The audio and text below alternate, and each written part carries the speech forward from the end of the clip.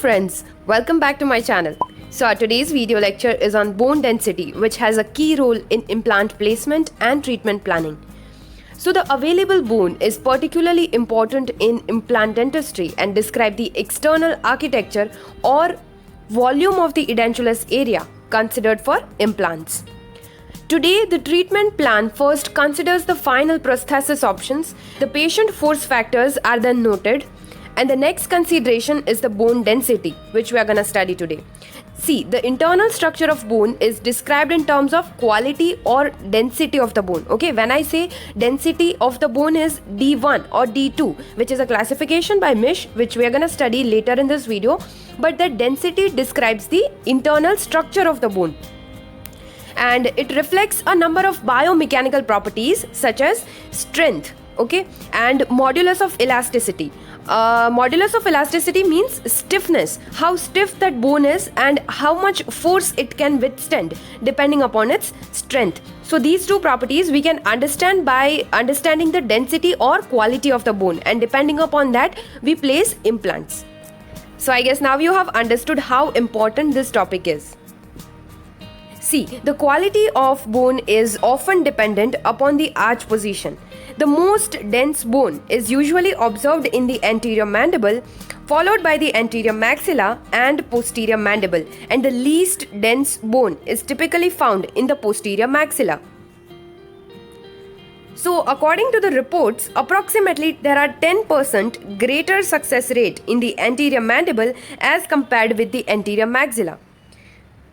So there are various studies have been done on this topic, and what we can take from it in a generalized manner is that the quality of bone is superior in anterior mandible and most porous or least dense in posterior maxilla.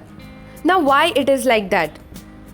Reason behind that is mandible is an independent structure and is designed as a force absorption unit. Okay, mandible absorbs the force. Therefore, when teeth are present, the outer cortical bone is denser and thicker, and the trabecular bone is more coarse and dense. On the other hand, maxilla is a force distribution unit. See, here you can see the trabecular bone in a dentate mandible. Okay, you are able to appreciate the sockets of the extracted teeth. Okay, and there you can see the trabecular bone. It is more coarse compared with the maxilla. In the later image, we will see the maxilla, so the difference will be more clear to you. The mandible as an independent structure and is force absorbing element. Here the dentate maxilla has a finer trabecular pattern, okay, and maxilla is a force distribution unit and is designed to protect the orbit and brain. That's why it distributes the force, okay, whereas mandible absorbs the force.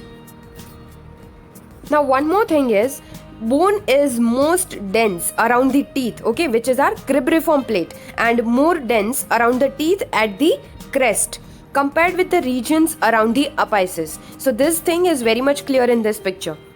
Orban demonstrated a decrease in the trabecular bone pattern around a maxillary molar with no opposing occlusion, as you can see in the image on the left side, compared with a tooth with occlusal contact on the contralateral side.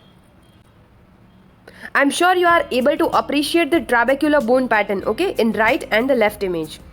So bone density in the jaws also decreases after tooth loss, and this loss is primarily related to the length of time the region has been edentulous and not loaded appropriately. Initial density of the bone, flexure and torsion in the mandible, and parafunction before and after tooth loss. So in general, the density change after tooth loss is greatest in the posterior maxilla and least in the anterior mandible. So this is what we have to understand, okay? Now the macroscopic structure of bone may be described from the least dense to the most dense, okay? When we say fine trabecular, which means it is least dense, then comes coarse trabecular, which is on the moderate side, then porous cortical, and then comes dense cortical, okay? This is the sequence of macroscopic structure of bone from least dense to most dense. Now this is the bone density classification given by Misch, which will help us in understanding the bone density in various areas of our maxilla and mandible, okay? So see, the first image is categorized as bone density D1, okay, which means it is dense cortical and where it is found in the anterior mandible, correlated with the picture shown below, okay. Then the second is D2, which is porous cortical and coarse trabecular.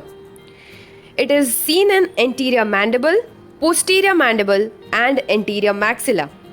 D3 category of bone density is porous cortical and fine. It is seen in anterior maxilla or posterior maxilla.